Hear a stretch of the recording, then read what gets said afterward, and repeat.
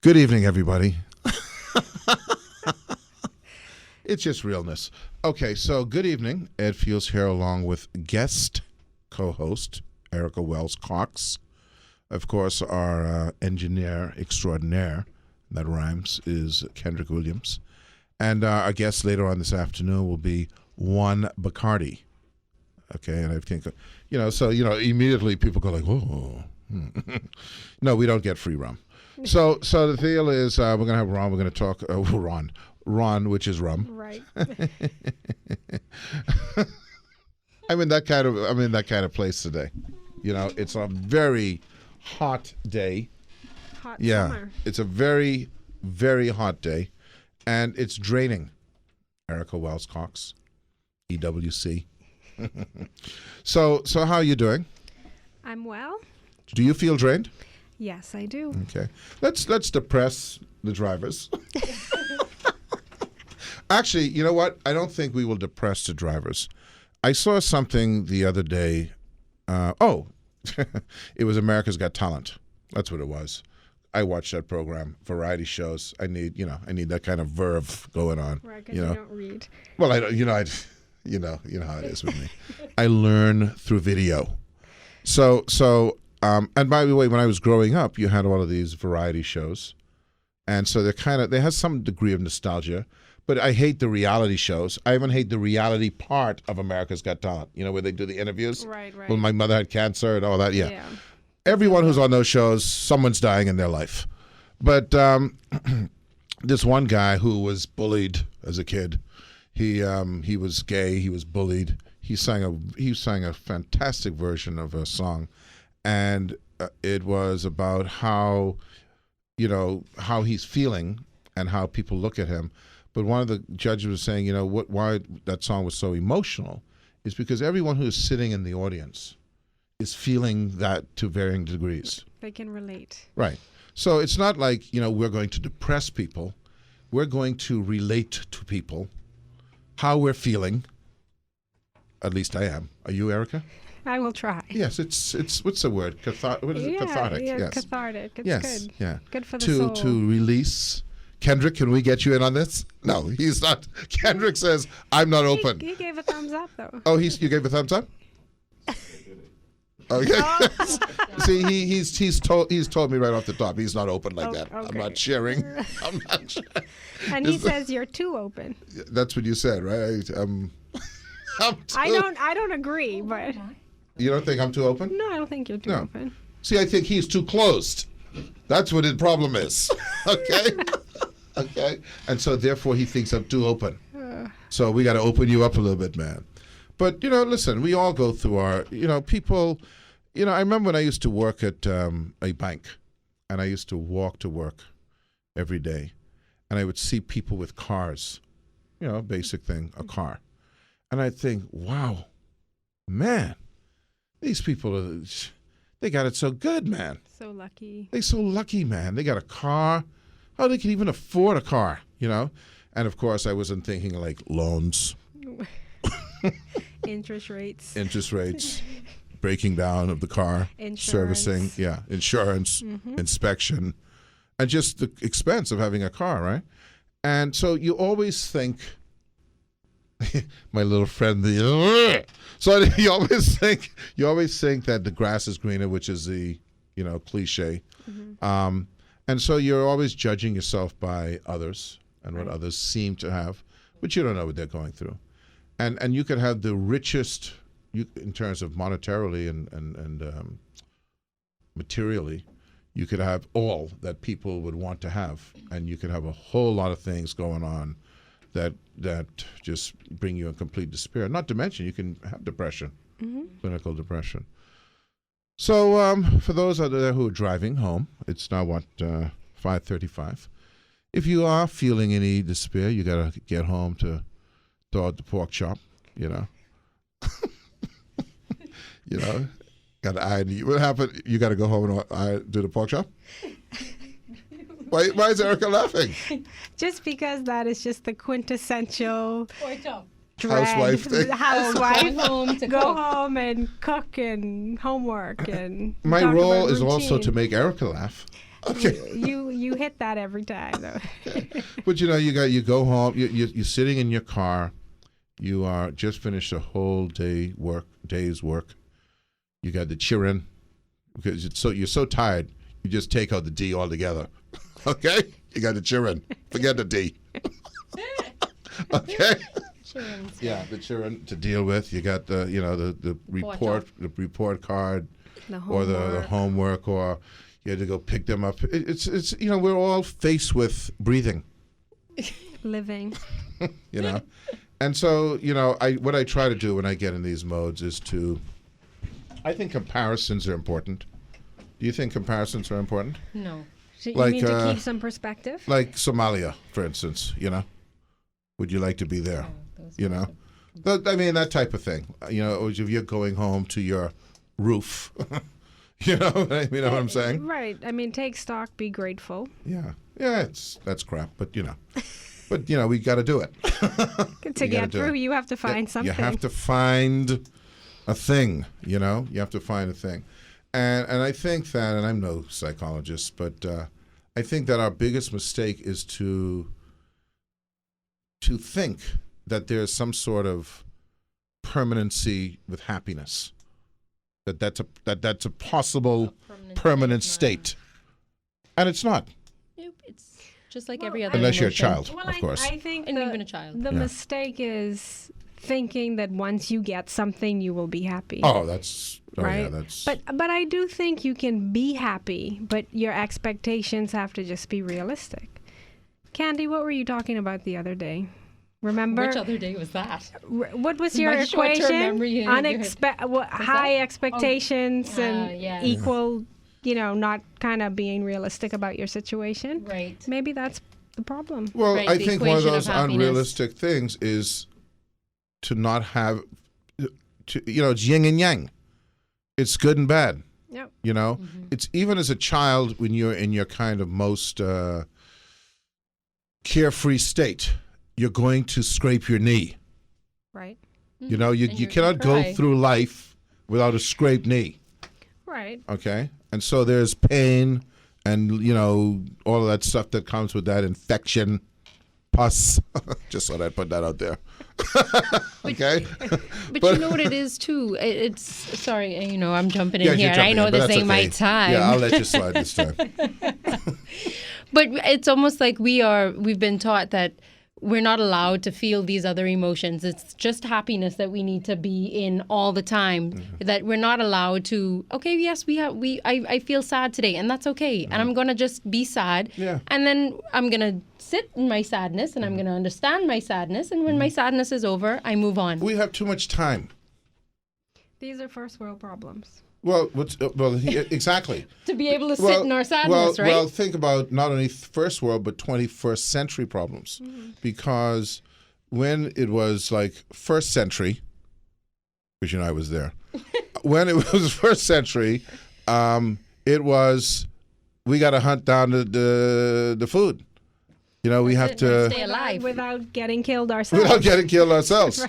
Right. And oh wow. Ken just invented fire.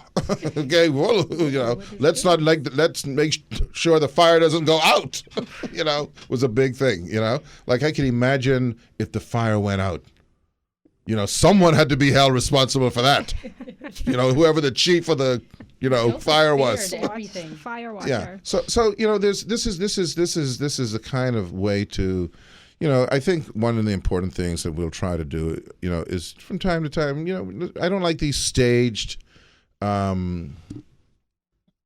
shows where there's a plan. I have no plan. Okay. You come in, you feel how you feel, you talk about things that you want to talk about. But the reality too is that I think there's a lot of hope or a lot of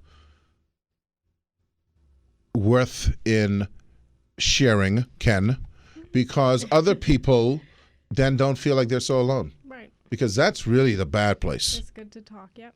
That's a bad, dark place when you think that everyone else is having fun except me. And everyone else got it together. Right. And Right. Yeah. Right. No.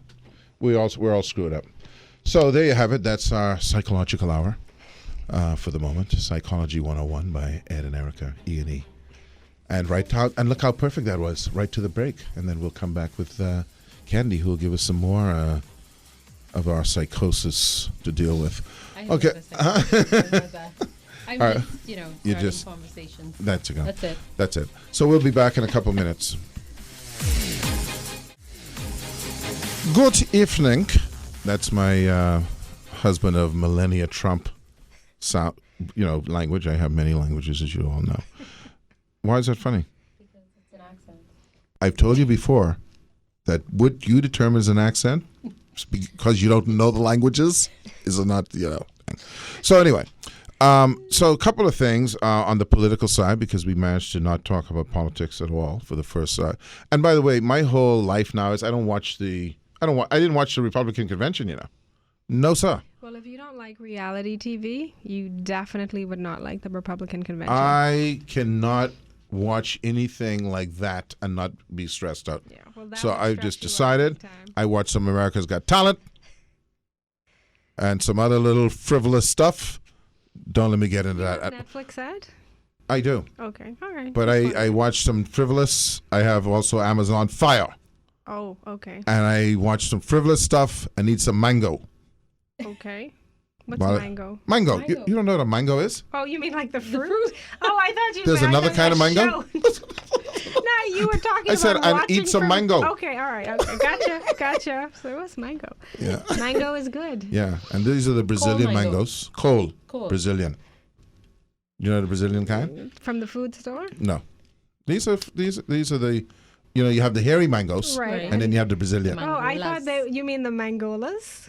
These are Brazilians these are mangoes without hair. That's what I'm trying to get at. It's a joke. Oh. I'm a bit slow. I haven't been on the show in a while. Give me a second to catch up. You catch up yet? I'm there. All I'm right. with you.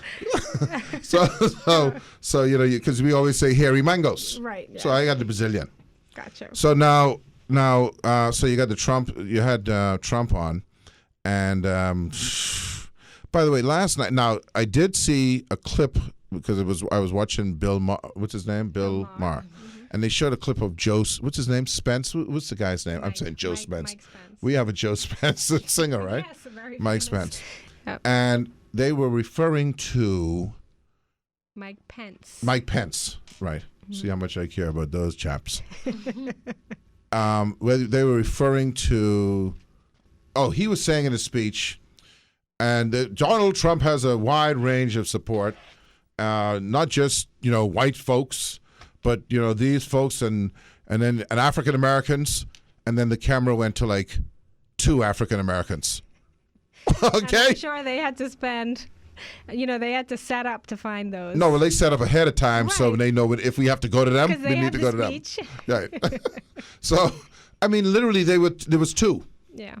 How that's what gives me hope that the diversity of America will overcome what you see in that room. I think it will. Yeah. But it scares me otherwise. And of course, there was the whole thing about the plagiarism and all that. I don't have time for that stuff. Then you have, of course, locally, we've had for 3 days, we had the Right Honorable Prime Minister on our show. We're really grateful for that because he doesn't do many shows, but he's done 2 of ours. And we had asked him about, his career going forward and the next election. He had answered about, the fact that he thought that, or had intimated that a lot of young folks in the party had, indicated that they want him to stay on. And so there's this big thing now out there about, who are these young people? I always tell people, first of all, if you're 70, young means like 45, Yeah. 50.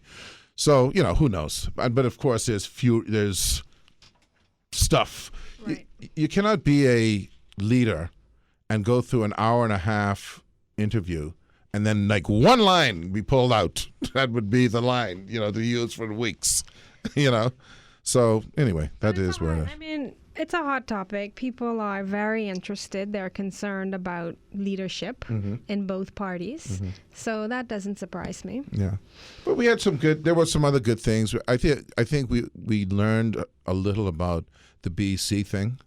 on where we are. I'm hopeful. I saw some reports on TV where they said that essentially by the end of August, I think, or maybe sooner, with the new generators installed, the new some of the old machinery back up in play, that we will see some of this problem go away. Of course, we'll forget it. You know, we nothing ever happened. You know, so anyway, having said that. It's like candy. I can feel it when you walk. Even when you talk, it takes over me. Yes, so candy. Hi, Candy. Hello. I'm beginning to feel very solid, Solid. like fat. Oh, a little weighty. I just thought I'd put that out there. Okay. A little heavy. I think my Solid. problem is I got to get bigger shirts. Anyway, how are you doing, Candy? I'm good. I haven't been here for a hot second. I hadn't seen you for a while, girl. I know. What you saying? I almost feel like a newbie. What you saying? I'm right here. That's what Kendrick, what's language is about- that? That's African-American woman. You have a problem with that? Very southern. You have a problem with No, 'cause that's what I am. Most Well, I'm not. most African Americans, as you don't may or may refer to not know, myself as that, came though. from the South, girl. That's where they come from. Yeah. So anyway, I'm happy to be here. You are? Yeah, I am. I imagine you are. With some assistance. Soon we're gonna have some cameras up in here. You know that? I mean, from a long time, eh? Yeah. Well, Yeah. we're getting it together. We get it together. Thanks to Jamal and the All crew. right. There you go, Erica. So tell us what's going on in the world of relationships. Well, you know, Ed, Erica slunked. See, she was upright, and then all of a sudden she slunked. we moved from Marriage Mondays to I don't know what to say. Something Thirsty Therapy Thursdays? Thursday. Yeah. And okay, I'm not a therapist though. Yeah. Well, you know, we talked about you know, having access to your phone the other day, right? Like being able the password. if we give passwords to our spouses. And I think we took a vote. The answer was no. Right, no, that's fine. Now, the vote was no. No. 0 Was votes. Erica? Were you here for that There, vote? so bring me No. up to speed. Okay. So All Oh right. goodness. So we were talking about if your spouse should have access to passwords to your email address, to your phone. The way you do the nasty stuff. No, I'm no. only kidding. It's Just okay. It's joking. Just to your personal things. yes, okay. I think the consensus in safe. here was that no. I mean, you need some sense of privacy, Yeah. right? So this is almost like an extension to that that topic because if you do not have access to and you don't have your spouse's passwords, then you know you have some people that resort to Espionage. snooping, surveillance, I prefer to call it espionage. Like espionage. hacking into the accounts. Yeah. They go deep. They call in IT boy, people. We got some people around here. Ain't the FBI ain't got nothing on them, boy. Ooh. Do You I know any of those people? I don't know. You might. You might. Hey, No, but you no. might. But see, so the question here and is so why is the that? topic is why snooping is such Yeah. a bad idea. Yeah, I mean, to me, that should just be out of bounds. Right. You know what I mean? You see the phone, even if it's laying there open, Right. as far as I'm concerned, because you know there's a goodly % chance you can cause yourself problems. Well, this is what it's not only having access to your phone, right? Surveillance is done over social every platform that social media. It could be on Facebook, Instagram, Twitter. I mean, you scoping out everything, you know, and you seeing what the activity that's happening, whether he's liking this one's picture or commenting on this one's status, and you kind of. We live in a world that intimacy is confused with I need to know everything about you. By the way, this is just an update for the people like me who don't know things. Which is survey. Double tap on Instagram. That's a problem. Double tapping. See, that means so you love it. You like that picture. Yeah. See, I don't know anything about it. You missing I double like tap to on somebody enlarge. picturing. No, I don't care. I like to enlarge things. So like if someone's a picture, I don't want to enlarge it. And if you tap on a Facebook, yeah, because you want to see. So you Facebook, you can tap on the picture and you can Right. enlarge it. Okay. But on Instagram, You can't you enlarge cannot it. enlarge. And if you double tap to try that to means you enlarge liked it. that means you liked it. Did you know that, Erica? I did not. And you read. Y'all needs to know about the do read. Instagrams. But I don't go on Instagram. No, you're not on it. I'm It's not just on that it. someone might send you an Instagram picture on Facebook, on the news feed. Okay, and I don't go on Facebook either. Okay, well, there you but go. it's good 'Cause to she's know. reading. It's good to know. I won't double tap. Okay, don't double tap. Anyway, That's what so I'm like saying. going through all the, your partner's social media and all of that. I mean, But who you does get that? lost in what is important and from what is not Well, important. that's a sign of a bigger problem, Yeah. right? People do that, though. Is that you saying But that? you're surprised the amount. I mean, the amount of couples that are experiencing this. It's This is causing a problem in their marriage or their relationship? yeah. So they are keeping track of their Facebook page, their social media accounts, yeah. their phones. We're and- afraid to let our partners have any kind of privacy because if you have any kind of privacy, that automatically means some sort of infidelity. Because I'm free. And what people don't realize is that you need some sort of mystery in order, towards your partner and not knowing everything. You don't need to know everything. Well, I don't first need of all, to there's a know lot of everything about misinterpretation, I imagine, as well. what's that? You're talking to someone. It may be a completely innocent conversation, but then the other person interprets it another way. Right. there's- Exactly. there's So that. You know? yes. So yeah, you have to ask yourself, what am I looking for, and what will happen if I What are you if I looking find it? for? And more than likely, you will find something. That's what I'm saying. However, it can be innocent, but it's taken to be, in a different way, or it could be something a little bit more serious. You will find something. Unfortunately, it's Or This- fortunately. well, I mean, but that you may fortunately, misinterpret. But then It could right, just be an innocent that's thing. what I'm saying. It Yeah. can be innocent, but you're taking it Yeah. and blowing You it see, up. this boils My down thing to is, what of what do you do? respect. What are you going to do? Well, see, listen. First of all, before I answer that question, this goes back to the premise of respect. Mm-hmm. Okay, you should respect whomever you're in a relationship. A, to give them that privacy, Mm-hmm. and B, that obviously you're hoping that the person who is involved with you are not going to do anything that is going to disrespect you. Right. Okay, publicly, like on the internets and stuff. But you are setting yourself, like you say, what are you going to do? Are you What going are you like, gonna do? okay, here's my plan. Before I open the phone, I got a plan. If I don't find anything, everything is okay. If I don't, okay, I'm calling the divorce lawyer. But you know what I see often, and you know what I see often on Facebook. What's that, do you say? I see people, they air their they find some stuff out. You snoop and you find some stuff out. Mm-hmm. Then you blast it on Facebook. But hold on, you still with him though? You still or with her, yeah. right. Who's doing the So blasting? you snooping. What are you going to do after that?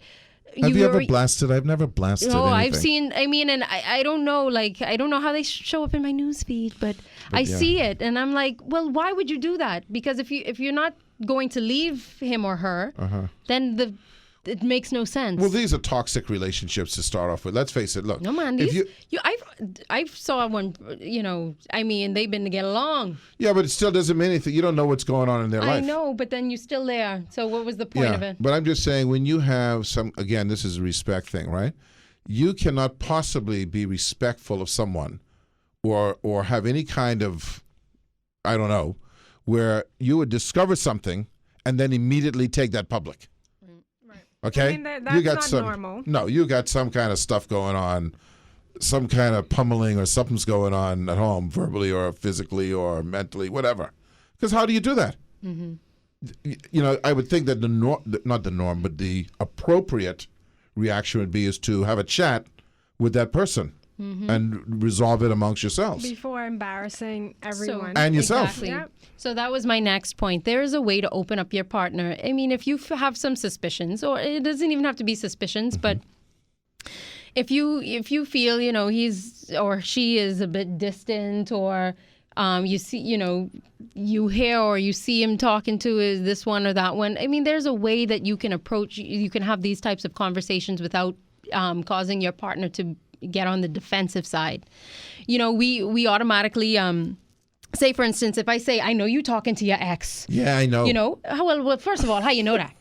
Right? Especially saying, I got no ex. Right. How do you know that? I obviously immediately I'm going to go on the defense because I know you've been snooping, right? So I've closed up, and now the conversation has become about you snooping, And so you've lost. I'm tired already. I know. Right. You see what I'm saying? Who has the time?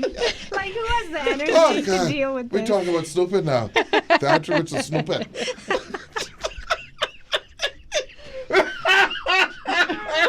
Lord. You okay? Drink some water. Yeah. You're tired and you're choking. Anyway, yeah, that was too deep, man. That was too deep. No, but but you're so all right. In every discussion we do in humankind, and of course, relationships are the worst.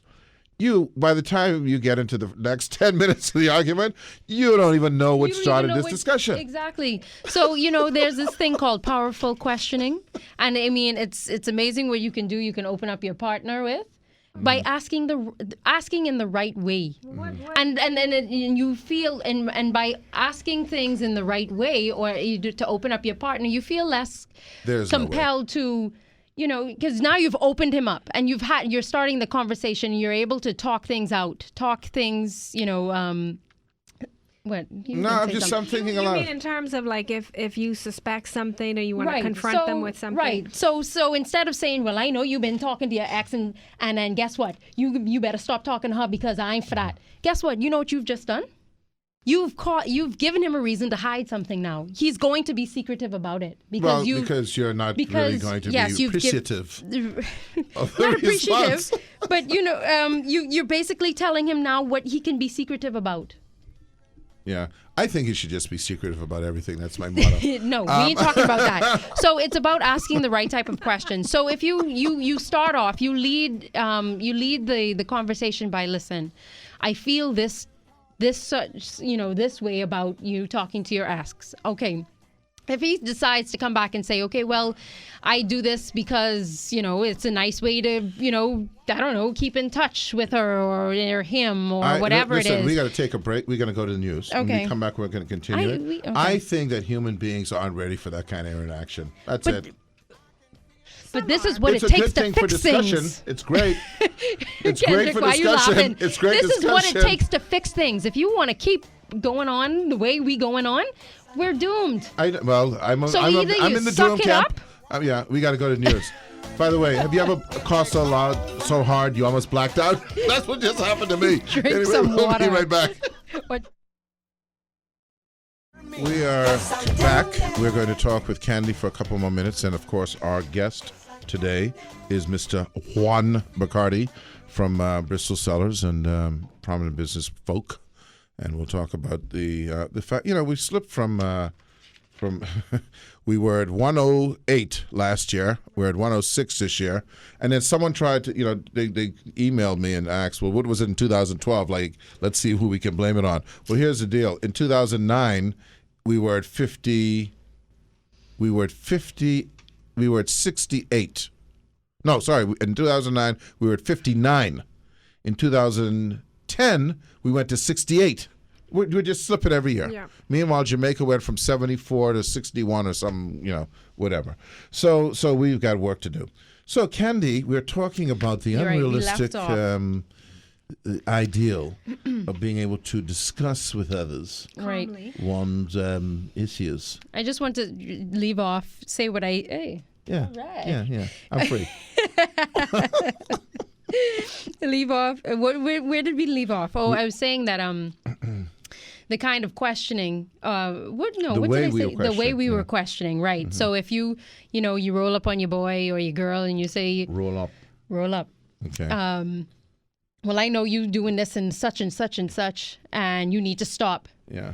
You've already put you've already caused your partner to put up a defense mechanism, and then they just will find a way to hide that stuff better. I think It's the not world, solving the problem. I think the key Not saying word that that there's you a just problem. stated is the word partner. Partner, yes. And I'll tell you why. And I just, it's interesting. If when you get married and you essentially build a life together, you built a partnership. You built it on a partnership. Mm-hmm. And so there's a lot of things that are connected to being a partner. Mm-hmm. Children, finances, et cetera, et cetera. And so there's an issue if that partnership splits There's a lot of things to have to deal with because now you're not in a partnership anymore. Right. Okay. Now, yeah, in this instance, in marriage, there's all sorts of other associated stuff like emotion and sex and all that stuff. But the reality is the partnership is falling apart. So the question is shouldn't you just maintain the partnership, and there are other issues that are not that are ancillary to the partnership, just keep them to yourself? Example. Well, I guess that needs to be an agreed upon position. But keeping something to yourself? Because if one person wants to figure out what it is you're keeping from them, Well, you got a bad partnership. right? So you need to have an agreement. You need to. Well, maybe say, we should be preaching. Well, no, maybe you don't need an agreement. Maybe we should just be preaching. Leave everyone else's business alone. You know what I'm saying? I think. What did you do? The quote. Do the quote you just had on there. Which quote? The quote you just showed me about a life alone and all that stuff. You just showed her on the thing here. Oh. Are you going Jesus, for like pre-Alzheimer's could or you, something? like, be more specific? Oh my God. Okay, no, I said, this quote that I want someone I can share my entire life with, who will leave me alone most of the time. Perfect. It's perfect. Right. Like, you could just be there. Because you can't. There's a word called suffocation. No, do you remember? Do you remember what I had said? Man, this was a couple of shows, shows ago, and I said, you're just a witness to my life. Like, you're not. You're not. You're not my life. And you told me to coin it. I wrote it in a different book, but I remember. You You got too remember many that? books. Yes, just focus on one me and my book. books. You're reading, you're writing. Who the hell has time for this stuff? But yeah, no, you should. We were talking about control and all that stuff, and no, you don't control what I do. I mean, we are witnesses to each other's life. I've chosen you to witness my life. Yeah. That's how important you are to me. Well, it's about you wanna have a spend front row time, seat to my life. You want to, if you think about business partnerships, and I don't want to put it into that perspective, but people have business partnerships that are extremely successful, and they are not in each other's lives. Now, granted, if your marriage is a lot different because you are in each other's lives, but shouldn't there also be a line where you don't have to go into that realm? You know? Yeah, I think that just depends on the couple, though. Yeah. I mean, some people can handle that, some people cannot, like Candy was saying. Like, I mean, let me use an example. I'm going to use an Erica example. No, I don't. That's not fair. So let me use another one, a fictitious person's life. So your husband is into motocross, okay? They don't put that out Does there. that make that? Do you have to be into motocross too? Right. And if you're not into motocross, are they going to be all upset because you're not coming to the motocross things? Yeah. It's you have to start your relationship like that. You Yeah. have to start like, okay, I have my thing, you have your thing, And we have come our together, things, right. and Right, not when- that's you a have a crucial life, I part have a to life, making and we have a one- life together. Exactly. And these conversations can't happen when the poo-poo hits the fan. But you see, the generic thing is why I'm getting at is why we shouldn't have to be forced to have these conversations. I'm looking at a bigger picture and saying that is how we need to start thinking globally. Yeah, And, generally. we if we've been socialized to believe certain things like you're talking about, Candy, like how we sold the dream of the cake and the thing and the garter, then we can be sold on what should be the new normal. And maybe doing it from that perspective has more impact on people trying to deal with it individually. But I think millennials are Are catching getting it. on, They get it. I think we have taught them something. I think that they don't have these ideals and they don't blindly follow traditions as much as we did or we do. Right. Let's They hope have not. they have their eyes open a little bit wider. But and this is why it's so important to have these conversations, especially at the beginning of your relationship, your partnership, or whatever you want to call it. Or as we're Don't having be it now. afraid to talk about a lot of times we are afraid to talk about our own concerns and our anxieties. We don't want to turn the finger on ourselves.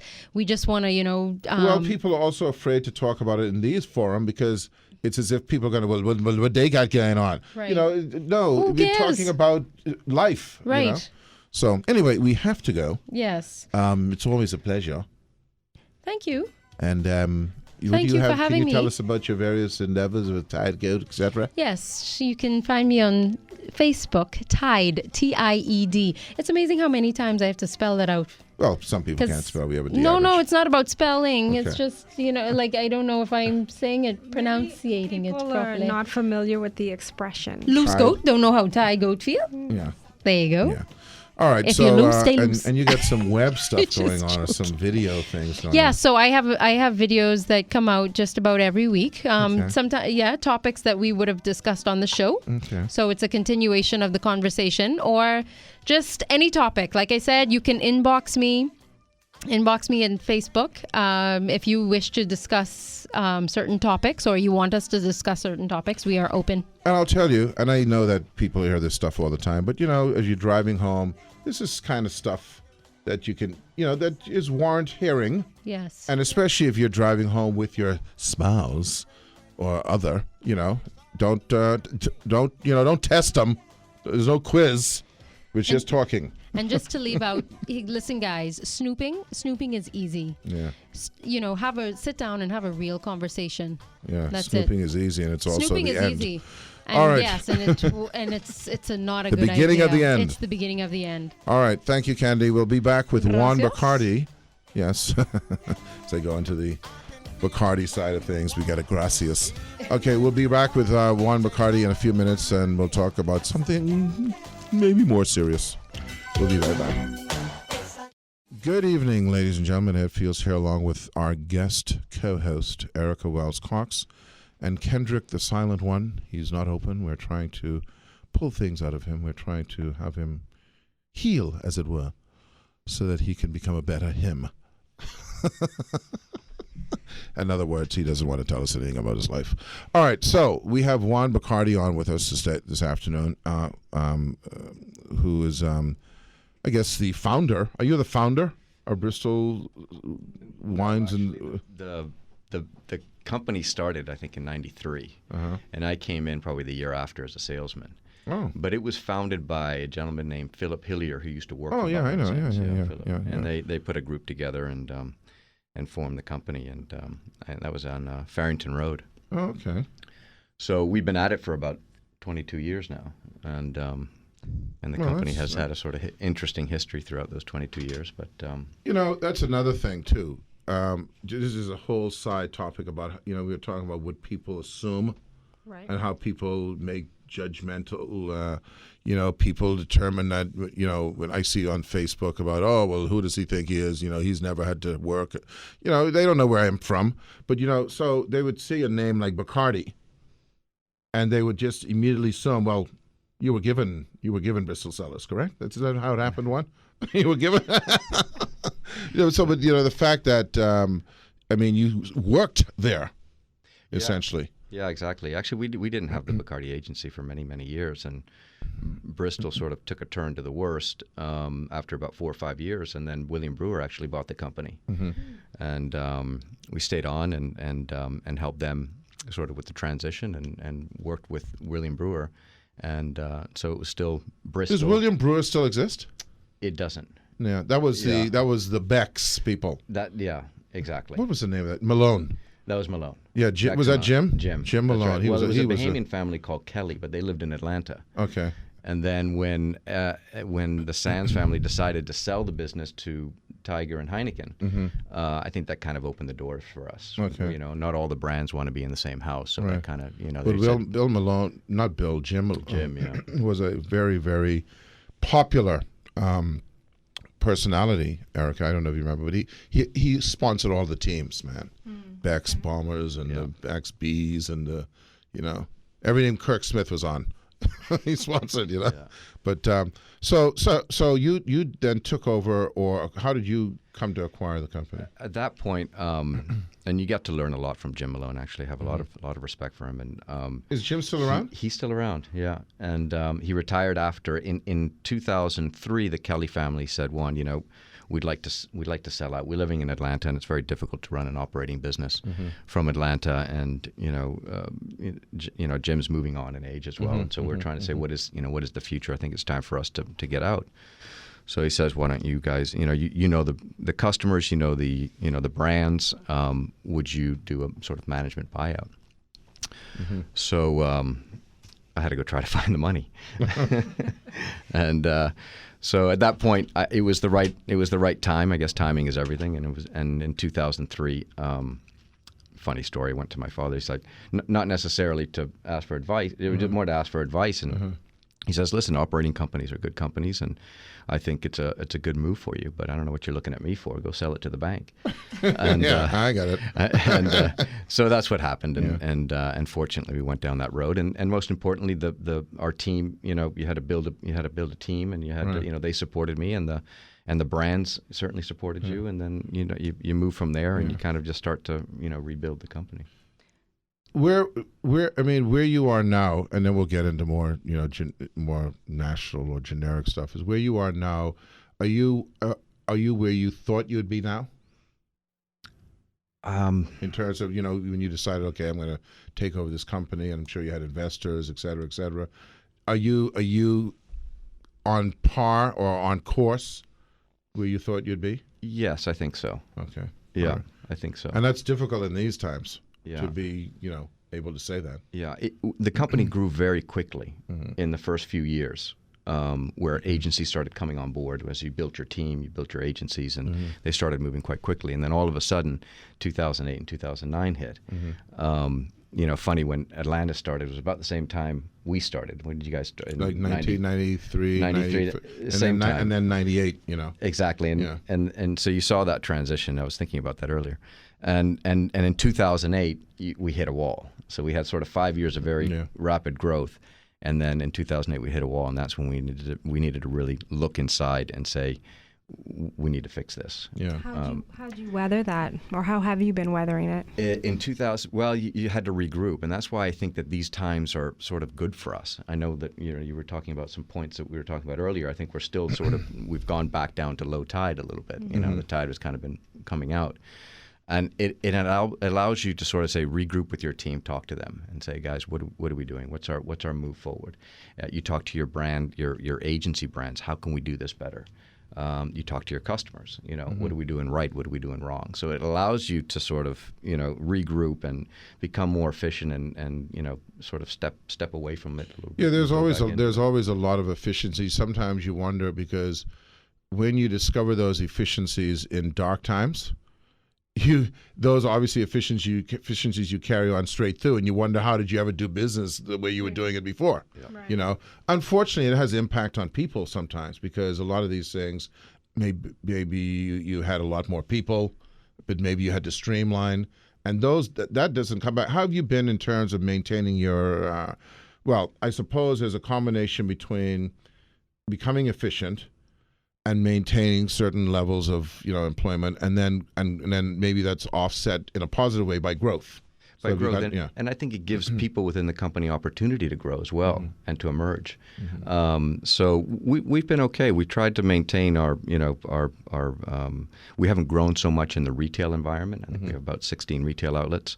But yeah, I think you look at all of that. I think you look at a lot of the inefficiencies, or you're spending money in certain areas where you say, no, that's got to stop. That's we need to be able to be very efficient from the expense side of things, and also look at new and innovative ways to sell. Yeah, and so it's both sides of it. As a business owner, how do you feel we're faring compared to when everything kind of started to go downhill in 2008?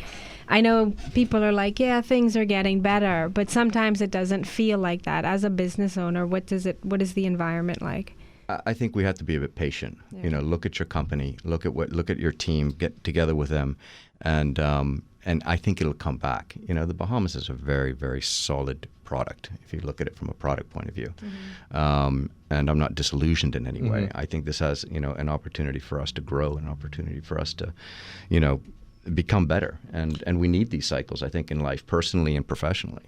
But it's interesting, the word that you use, patience, because I've been using that a lot lately with things that we do around here. Now, obviously there's a very, and I'm not going to say fine line, I think it's a wide highway between being patient and things needing to change. Okay, certain things need to change for the better. But there is an element in this country, I find, of self-generated gloom that kind of fuels itself, right? To the extent, like, I mean, the classic example is BPL. Now, people are going to go off on a limb on this, but look at this. So, I'm 57 years old. I can never recall a time when we've had a consistent power source. Never. Okay? So, what have we clamored for? We clamored for privatization. We clamored for that for years. It kept getting delayed and did this and that. So finally we get a company, not even privatized, just a management company, because the government still owns it. And despite, and I'm 57, how many years of, damage and non-maintenance and all of the crap that they must have met there, we expect that to turn over overnight. Okay. Now, what the company is saying is that, and I'm not defending the company, I'm just looking at this from a patient's point of view, is saying, look, we met a problem, we had some issues, we're bringing in some remediation, boom, boom, boom, and hopefully in the next 2 years or so, we'll rebuild a plant with more efficient machines, et cetera, et cetera. But we're not prepared to wait for that. So how do we how do we have this expectation, like, and this again, no pun intended, that you change a company and boom, you flip the switch, and it's all solved? I mean, would you in 2008 when you had issues, it didn't happen overnight that you solved them, right? No, but you have to have that sort of stress and anxiety to get there, because otherwise, you go into in our industry we have a saying, that there's a vine that grows, these grapes, and you have to. That vine's got to stress and pull his roots into the ground and try to find that water. Right. You give the vine too much sunlight and too much water, it's going to grow these big fat. But you don't pull the vine out the ground. And if you don't give it enough water, it's going to die. Right. But you've got to stress the plant at some point to make the best fruit in order to grow. So yeah, go ahead and sort of put pressure on them, because without the pressure, you're not going to. You might get there a little bit later. But you're right. It's not going to turn over immediately. Yeah. And who knows? I'm not an expert. You got to get in business. You've got to know. Okay, we've exercised this strategy. We've exhausted this strategy. We've got to now leave the strategy. But you don't leave the strategy the next day or the next week. You've got to give a chance to work. And there's pain there. Yeah. There's a lot of pain there. It's like building a house. You have to have a foundation, and then you have to start building up. I said to folks, again, going to this BPL thing, you want to buy a house, and the house is in disrepair and it's got a hole in the roof. And you're planning it so that you can buy the house prior to the rainy season, so you can have time to fix the roof. But if the bank delays it and the lawyers delay it, et cetera, and then you get a house in the middle of the rainy season, well, you're going to have leaks, until you can find some tarp that you've got to now go out and buy to at least be a stopgap measure, But when we have time, we good. I want to ask you, though, that having done all of that, and you just gave a sort of indication that you thought that the brand or the environment here is still stable, still strong. But when we look at, and we just quoted the numbers, World Bank Group, the Bahamas, since as far back, I go back as far back as 2009, 59, 68, 85, I want to say 82, 85, 106, 108, 106. Those are the rankings over a period of time. I mean, I've missed out sometimes, of where we stood in the ease of doing business here. From 59 in 2009 to, what is this, 7 years later? To 7 years later, 106. Last year we were 108. How does that represent a, someone would contradict you and say that's not very stable at all. Yeah, I'd have to probably look into more of that. Maybe I think explain that to me a little bit more. But as far as ease of doing business in the Bahamas, I don't think it's easy anywhere. And I perhaps I get my perspective on talking to our suppliers who do business all over the world. So when they come in and meet with us and saying, I have to sell, Dewar's and Grey Goose and Bacardi and all these brands in different parts of the world, so you guys are doing okay. The ease of doing business is we're okay. We're an entrepreneurial nation. And I think our people are very entrepreneurial as well, and they know the benefits of a good business relationship where you're benefiting and I'm benefiting. Well, could it be that your product is something that does a little bit better when people are feeling a little, not too great, Yeah, it's pretty flexible on feelings. Well, Feeling good, you're going to do it. Feeling bad, you're gonna... It's kind of across the board. across the board. Yeah. Yeah. Because to slip, that's what, over 50 points. I mean, that's, to slip. And again, Gowan Bo made a very good point. He said, we weren't so much slipping as other countries were moving ahead. In business, you don't just sit there and go, boy, we had great sales last year. Let's just try to get those same sales next year. Hey, guys? No, you want to move up, so you keep on strategizing to move up. Have we not? You're dealing with these issues every day. Whether it's duties, taxes, all these things. Have we put more pressure on business, or are we the same, or are we less? Maybe if we step back a little bit, and you and I have had this discussion before, Right. is when the Bahamas as a country looked at their vision 50, 40, 50, 60 years ago, and they said, listen, we're going to go after tourism, we're going to go after banking. And I think we can safely say that we've ticked off both those boxes. So when you're looking at those numbers, you're looking at a very high growth rate because we were going after that business in the 60s, 70s, 80s, and 90s. We were developing that. And I think that the Bahamas have done a great job going after those two businesses. It may be, let's build off of that foundation and create perhaps another layer, because banking is getting more difficult internationally and worldwide, and that's affecting us. So, if we say, well, listen, let's look at manufacturing, let's look at other types of industries that we can provide here, build off of your foundation on tourism and banking, and then perhaps create, industry in perhaps Freeport or something, where you have the land, you have water, you have infrastructure, you have different things. Perhaps invite, manufacturing companies to come in here and start, growing. I think Ireland did it with with their IT business, and they did it very smartly in two steps. They said, okay, labor was very inexpensive in Ireland at one point, so all the IT companies came in and they trained their labor, and then they set up a different tier to manage IT. So once the Irish were trained in IT, they didn't just say, okay, well, that's it, now we're going to move our production to Estonia. They said, no, okay, we're going to train the Irish and then move them into, the management of IT. Well, you said that labor, it's a manufacturing. very interesting question, because, for instance, I don't know if this is a good example, but, you talked about the cost of labor, okay, which if you look at the cost of labor, the cost of energy, you take those two combined, they're probably the biggest clumps in any business other than just accommodation, but let's just say for the sake of our energy and labor. Obviously, we're looking at how we can strategize to bring energy down. And I imagine, listen, you're in business. I imagine that if we brought energy down to a under 20 cents level, the impact on this economy would just be, seismic. But let's look at labor. You see in the United States where labor, real hardcore organized labor has been kind of cracked. Unions have been broken down, and I don't mean to say it like that, but unions have been rethought, so to speak, especially at the public service level, public unions. The kind of the benefits that the Ford company people used to get, and then of course people just left. So the example I look at, you look at a company like Bacardi, and I'm not just picking on that, where we had the advantage of the Lome agreement for many, many years. How is it that we did not strategize, knowing that would end, and make adjustments to continue to allow that company to produce here, or was it just something that was not possible to do? Well, and I wasn't involved in negotiations on that side of it, and I think a case study. A case study, yeah.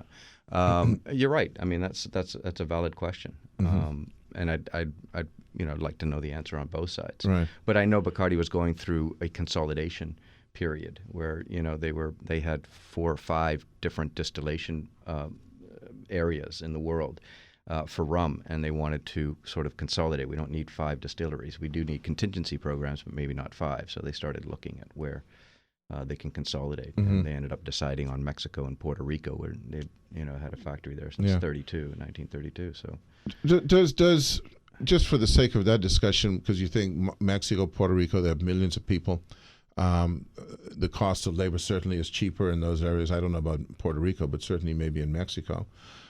Does the size of this country, 300,000 people, does it just inherently, I used to say to friends of mine as I would drive down Shirley Street, which is, 25 feet wide, and you drive down Shirley Street and a 5-story building feels like a skyscraper because it's all compressed, right?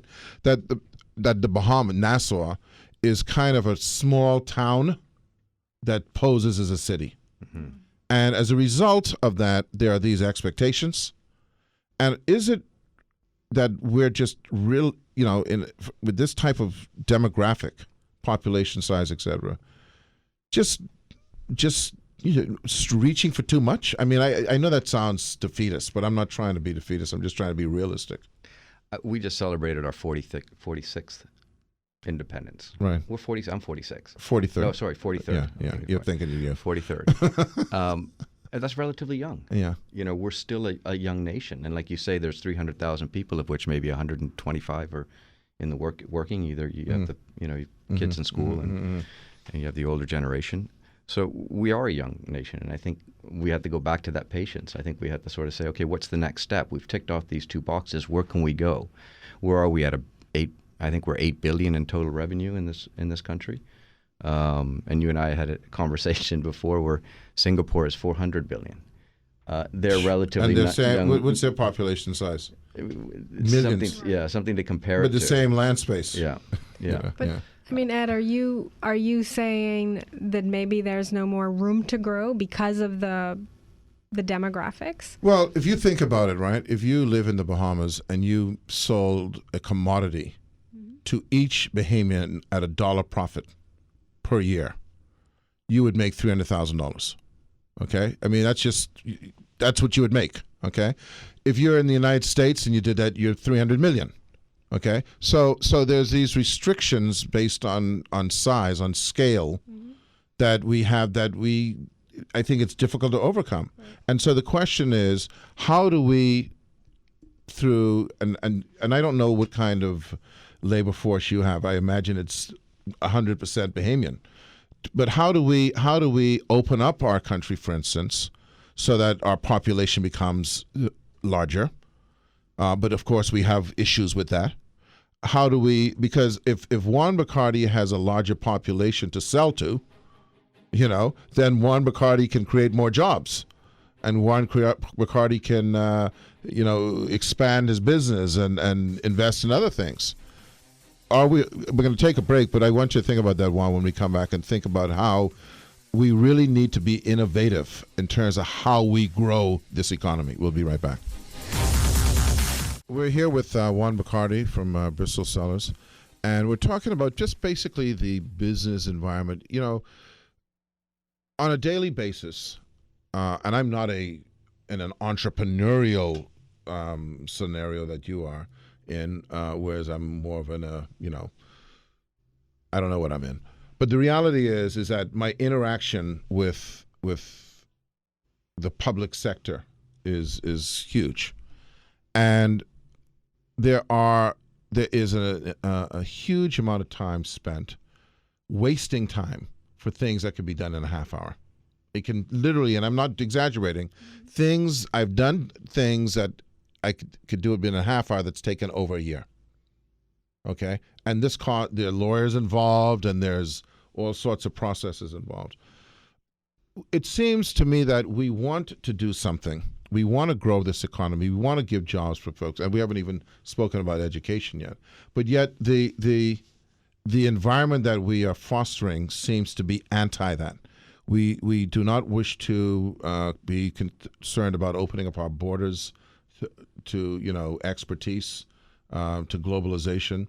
I mean, are you confronted with any of this stuff, or you're kind of sheltered from that stuff in the business that you're in? I suppose relatively, but I think what we were talking about earlier is if we look again at banking and tourism, I think that the government supported those things with different initiatives, different work permits. I mean, you could look at your other life at Atlantis, where you saw that business grow for the last 22 years, and it provided certain concessions where something might have taken a year, should have taken a year, probably only took a week, and vice versa. Right. You have That's a other very things good as point. well. Yeah. And I think you've seen it throughout your career as well. But those concessions, because the vision of the country was we're going after banking, we're going after tourism, then we allowed those certain concessions. So I think the next step is build off of that foundation and that thought process, and create a different, create another layer. And it could be you can have let's say an example of Ducati in Italy wants to build, their motorcycles in Freeport.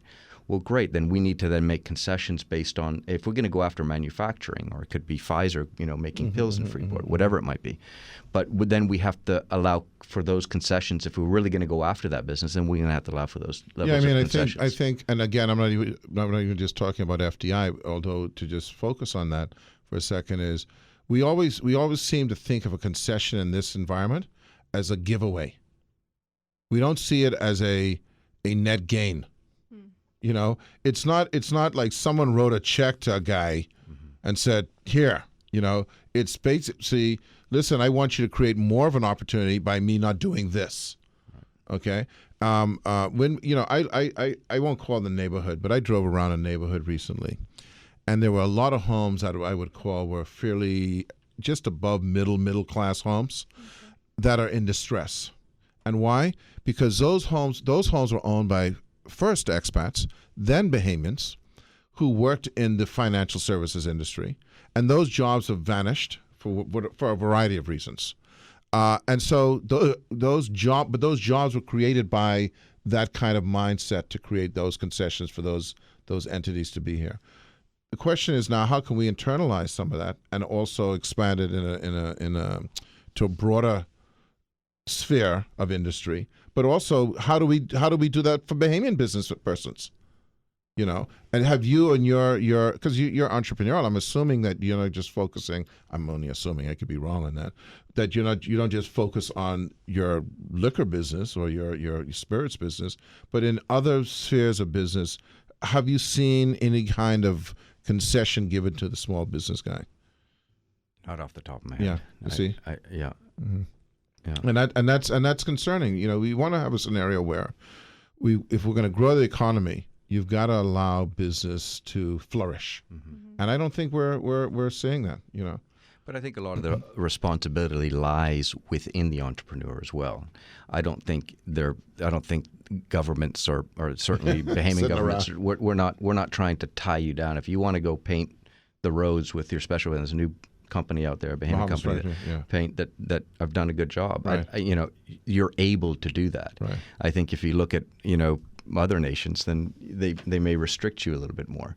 But here's an entrepreneur that went out and was successful at painting lines on the roads. Well, let's talk about the responsibility of business. I mean, we focus a lot on the public sector, but I don't imagine the public sector sitting around saying, "Oh, what could we do for Juan today?" Where is the lobbying, sector? The Chamber of Commerce, I think, are doing a more active, have been more active. I think even then, I would say to them, and I've said it to Gowan and to Edison, it tends to be more reactive. The government is doing something so that we can't go there. But where is the sector, the business sector, in terms of, listen, we need certain scenarios to flourish. We need certain provisions. We can look at other countries and see how they streamline their red tape to get business licenses, whatever it is. Have you seen any sort of coming together of business with that in view, with that in mind? Not specifically, but I do think that it's still up to the entrepreneur to go create those opportunities. We've got to go out there and find it. And I think that we have a free market society that allows us to do that. And I think we're quite privileged here. You know, we have a very open free market society to be able to do it. Yes, there's going to be some challenges, and there's certain ways that the government needs to raise some money. But we're living in a very sort of entrepreneurial free market society. There's nobody saying, you know, you can open up a radio station if you want to and get a license. There's several out there right now. What about if you're a wannabe entrepreneur, you have a great business idea, you don't have the money to do it? Do you think that the environment fosters, new, up and coming entrepreneurs who would like to start something? I think there's certain institutions that allow that, aren't there? It's been very difficult for banks, for people locally to get business loans or commercial loans from banks. They've always, the consumer loan, the car loan, the vacation loan, even the mortgage has been, readily available for locals. But when you go in with a business plan, it is very difficult to get it. And that's why I say you can't put all of this on the public sector. You would think there's a business opportunity, talking about entrepreneurship, for people to invest in small businesses. And again, we haven't seen that happening in a private sector environment. I don't know if there are restrictions. I don't know. I just simply don't know. Does that come back to the point you were making, Ed, about the market being so small? There's this idea that, well, I don't want to take a chance on loaning you the money because I don't think that your business will succeed simply because there's not the support that you need. I mean, I don't know. That could be a part of it. Well, when the Kellys, as you said, approached you about the possibility of this business, how hard was it for you to find funding, financing, investors as a result of you approaching? I assume you approached them. How hard was that to accomplish? Well, because I was in it already for about 10 years. There was a track record. Okay. So at that point, there was already an existing business. And then you had to kind of sell. Listen, this is what the future is going to look like. Right. And it was a gamble. Right. You didn't know it was going to happen. You were up against the big boys, and they had a lot of strength and a lot of. They were in a good position. Yeah. So, but because of that track record, I think that helped us out. It just seems it's interesting because I love the fact that you are actually because as I said earlier, one of the things we seem to do here very well is to feed on gloom. It's whether it's crime, whether it's whatever it is, there's a feeding frenzy, and that we kind of create more of a frenzy. And you're giving a picture of in my view, of some optimism, which is good. I think we need that balance to say, look, this is what is real. There are folks out there who are thriving. I mean, and I don't mean like you're making trillions of dollars a year or whatever, but you see possibilities of growth. You see possibilities. But do you in your business see that if you could identify to folks where there are some weaknesses, that if you had to have an input, that you could see how we could make improvements to take us to the next level? Yeah, I think you see your weaknesses almost every day, and that's what you're trying to constantly improve on. Right. And that's when you go out and you start talking with your customers, you start talking to your team, you start talking to your brand owners, and you say, this is what we need to improve.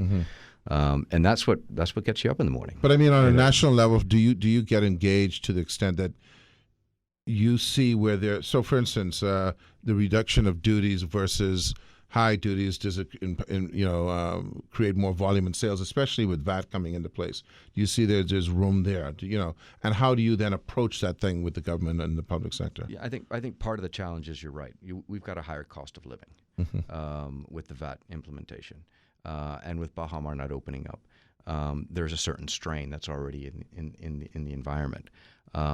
And we want to get that project up and running for the purpose of getting 2,000 or 3,000 Bahamians working again, and then they can be back in the economy again, which will help everybody. So yeah, we're kind of in that we're in that low tide sort of section, but I think it will come back. I think eventually these opportunities will come in, and there's going to be. I'm sure the governments the government is also looking at what is the next step. Yeah. Where are we going to go from here? How has that impacted your business? Interestingly, it hasn't been complete. It has impacted it. It's not, certainly hasn't improved it. It is a little bit more challenging, but not to the, not to The demise of the world. yeah. Well, I think your product is solid. I mean, It's like what do you call it? Recession proof. right. But you're subject to price sensitivities, right? Just the cost of, Yeah. energy cost, just the cost of doing business, period. Yeah. Yeah. It's a tougher environment. I just think that one of the things I wanted to really kind of in our last couple of minutes is we tend to, and it's an interesting dilemma, because not only is the private person, the individual citizen, seemingly dependent on government for things, or waits on government to resolve their issues. This also happens, in my view, in the business sector, right? That essentially, every year the budget comes out, which is our kind of strategic plan, and we're just kind of waiting to see what they did, and then react to how it will impact us, as opposed to businesses coming together and saying, how can we work with government? How can we partner with government to improve the environment for both government revenues and our bottom line? And I'm asking you, do you? I mean, you've got to be one of the most. I assume you're a major employer. How many employees do you have, by the way? I think we're over 100. Okay, so that's a big yeah. employer in this environment.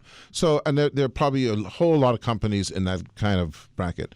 Is there any coming together of these companies that they can sit down and say, look here, this is our strategy. This is how we can improve this environment so that we can grow our business collectively, and so that we can grow the economy collectively? Do we see this type of activity happening? I think there are certain groups. We have that place, Premier Crew, you've been to as well, Yeah, and it's become yeah. a bit of a community center. Right. And you have a lot of professional behaviors that are coming in here, and a lot of discussions that are happening within their individual professions, Right. and it's all across the board. Right. So it's interesting to hear their conversations as well. Right. You have other groups like YPO, for example, Right. that also gets a group of business leaders together, and they have conversations. But is that being somehow formalized? With I think government?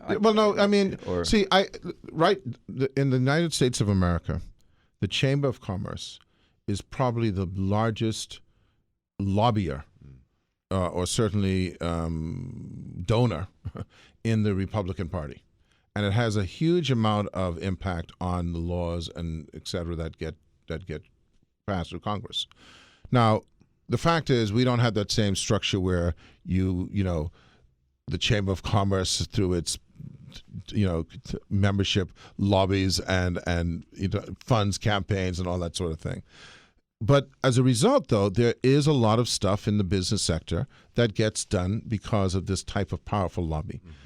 I don't think we have that. I think what we have here is people go individually with their problems, and they say, okay, this is impacting my business. How do I get this off of this kind of juice, or whatever the deal is, as opposed to looking at the broader picture? Because that's where I think we're seeing some missing. How would you see that developing, if it possibly developed at all, if it's possible to develop it? I'm happy to help, developing something like that. But you're right, the Chamber of Commerce is a vehicle that can provide that. On the diplomatic core side of it, you have the IDB Bank here that's willing to help and support different areas of agriculture and different things as well. So there are different institutions, but you're right, it's kind of a rifle approach more than it is. Sorry, it's more of a shotgun approach than it is a rifle approach. Could be a new business for you. But I tell you, I think that we have a lot of potential. You pointed it out, that there is a lot of potential, and what really kind of distresses me, without being in the gloom and doom, is how we're missing on this potential. While I see countries like Jamaica sitting down together, business sitting down together and saying, how can we help government to make it better for all of us together? I don't see that happening here. I see this kind of individualist survival tactic, and it doesn't seem to augur well for growth. That's my own opinion, but that's where we are. Well, listen, Juan Bacardi, it has been good having you. You're continuing to do well, but maybe we will call on you again when we start to talk about how we can bring business together to help partner with government to see growth. I wouldn't want you to come back here next year and we're down to like 120th. 189. It's just not somewhere where we want to be. No, well, thank you for having me. And I think these types of shows and what you're doing here on the radio as well is bringing those conversations out. And I think it's positive and it allows people to sort of, have their views and get people together. And that's where it starts. And see that before we go, because Ken's got the little music going on, the other thing is it's important for people to hear the voice of the Juan Bacardis because they don't. There's a whole lot of people we hear a lot, but there are a lot of people we don't hear at all. And I think that the fact that you come here, you're a thriving business, doing well, that it's good to hear for people to hear that, hey, listen, it's not all gloom and doom, and there is possibility. So I want to thank you for that. Thank you. All right. Thank you for having me. Erica, we'll see you soon. Yep, Monday. Yep.